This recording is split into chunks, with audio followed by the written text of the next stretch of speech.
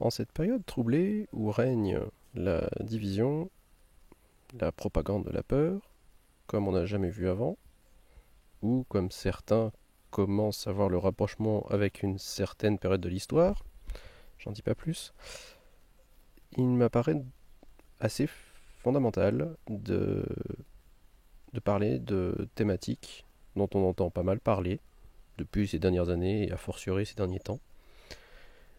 Des concepts tels que les pervers narcissiques, les portails organiques, les vampires énergétiques, ou, dans un autre registre encore, l'opposition contrôlée, la fausse lumière. En bref, n'importe quel nom, n'importe quelle appellation qui peut être utilisée afin de mettre l'accent sur une différence, un gouffre entre certains humains et d'autres. Tous ces termes, ils sont tout aussi pertinents que quand quelqu'un se fait traiter de conspirationniste, de théoricien du complot, ou alors quand on présume que quelqu'un euh, a des préjugés vis-à-vis d'une certaine communauté ou d'un certain groupe ethnique.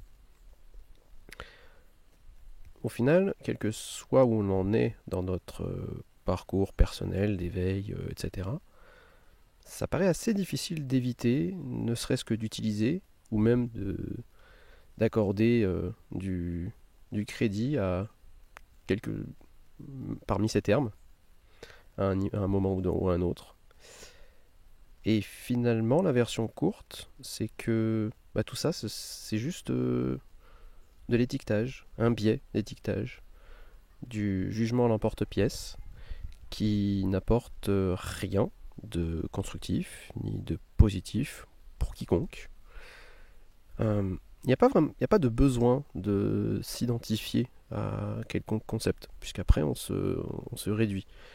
Et quand on a tendance à faire ça vis-à-vis de soi, on le fait aussi vis-à-vis des autres, et donc on les définit.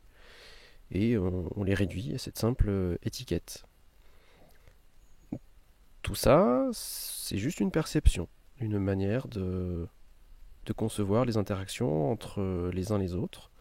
Ça peut être observé, ça peut être analysé, mais ça n'a pas vocation à sceller à jamais le destin de quelqu'un. Nous avons tous le potentiel de changer et d'évoluer. Proférer des jugements négatifs, ça n'a ça n'a aucun effet bénéfique. Ça entretient l'inquiétude, ça entretient éventuellement la colère, ça cristallise nos énergies négatives, et en plus, ça nous en fait projeter sur les autres. Et puis enfin, il y a un gros effet qui se coule, ô combien pratique, c'est que ça nous permet de ne pas se pencher sur tous ces traits négatifs que l'on ne veut pas voir sur soi. Et ouais, parce que finalement, le poteau rose, c'est que, eh bien, on a tous, à un moment ou à un autre, été dans une histoire, le pervers narcissique, le portail organique, le vampire énergétique, l'opposition contrôlée, la fausse lumière, pour quelqu'un. C'est inhérent à l'humanité. Tout le monde juge, porte des jugements sur autrui, projette ses propres perceptions, ses propres filtres, et évite, autant que faire se peut, de faire face à ces aspects les plus sombres. Mais tout ça, c'est juste être humain. De temps à autre, agir de façon manipulatrice, profiter des autres, profiter de l'énergie des autres, avoir l'intention de faire payer quelqu'un d'autre pour ce qu'il a fait, ou que l'on croit qu'il a fait. Parfois se sentir un peu plus fatigué, un peu plus à côté de ses pompes que d'habitude, et donc agir de façon plus inconsciente, automatique, comme des zombies. Parmi tous ces exemples, sincèrement, qui pourrait dire à 100% qu'il ou elle n'a jamais expérimenté tout ça, ou une de ces choses-là? Alors bien sûr, il y en a qui agissent de la sorte, de manière plus ou moins fréquente, de manière plus ou moins intense. Comme tout aspect dans la vie, il y a des nuances, il y a différents niveaux, si on peut dire. Si on prend le temps de regarder sur sa propre histoire, sur sa propre histoire de vie, on peut tous découvrir que on a pu avoir ce type de comportement, mais surtout que c'est attaché à une grosse dose de souffrance. À partir de là, si on arrive à faire preuve de compassion, et ultimement de se pardonner par rapport à tout ça, bien c'est là qu'on peut commencer à développer la véritable capacité à accorder ça aux autres. Puisque maintenant, on peut aussi ressentir leur souffrance derrière tous ces agissements.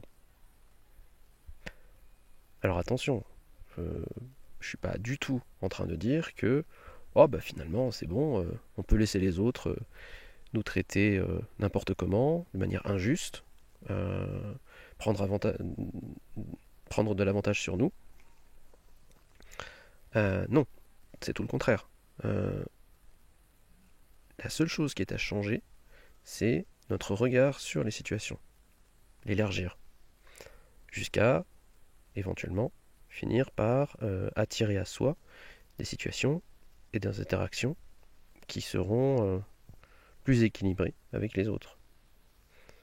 Et dans ce processus, il n'y a absolument pas besoin d'antagoniser qui que ce soit, puisque ça ne fait que encourager le maintien de ces cercles vicieux et à faire en sorte qu'ils se répètent jusqu'à temps qu'on apprenne. Ce serait peut-être temps justement qu'on apprenne la leçon, qu'on se montre plus sage, plus compatissant vis-à-vis de soi-même et du coup des autres. Même si notre petit ego terrestre, lui, il voit pas les choses sous un angle aussi large. Mais tout le monde fait de son mieux avec ce qu'il a, avec les expériences qu'il a. Certains y verront les accords Toltec. Peut-être que certaines n'apprendront pas les mêmes leçons que nous durant cette incarnation. Bon, c'est comme ça. Peut-être aussi que, en fait, on n'est pas capable, dans l'instant, de percevoir les progrès que les autres ont faits. Et peut-être même qu'on ne remarque même pas les progrès qui sont faits sous nos yeux, de la part de ces mêmes personnes. Du coup, c'est plus que bienvenu que de se mettre en retrait face à toute situation qui est malsaine, face à toute personne qui tend à générer ce genre de contexte. C'est même plus que du recul, c'est un pas en avant vers plus de souveraineté individuelle, plus de responsabilité, et puis plus de regain de pouvoir vis-à-vis de soi-même. Mais il n'y a rien de plus qui est nécessaire, à part souhaiter le mieux aux autres, qui qu'ils soient, et a fortiori si on les voit s'empêtrer et causer beaucoup de torts, beaucoup de problèmes. Puisqu'à nouveau, tout ça n'est que le reflet de ô combien il y a la souffrance derrière tout ça. Ces individus-là ont surtout besoin de notre compassion. Et si on en ressent suffisamment de force intérieure, notre pardon. Alors pour terminer, vu que à l'instant je parlais entre autres du fait de recouvrir son propre pouvoir, il y a une notion qui m'apparaît opportune de relier à tout ça, c'est la notion de gardien du seuil. D'après les textes que j'ai pu lire et les vidéos que j'ai pu regarder ça et là, c'est quelque chose qui a été pas mal développé par les gnostiques. En gros, le gardien du seuil, c'est un concept qui fait que on se retrouve coincé, bloqué à un certain palier durant notre voyage évolutif.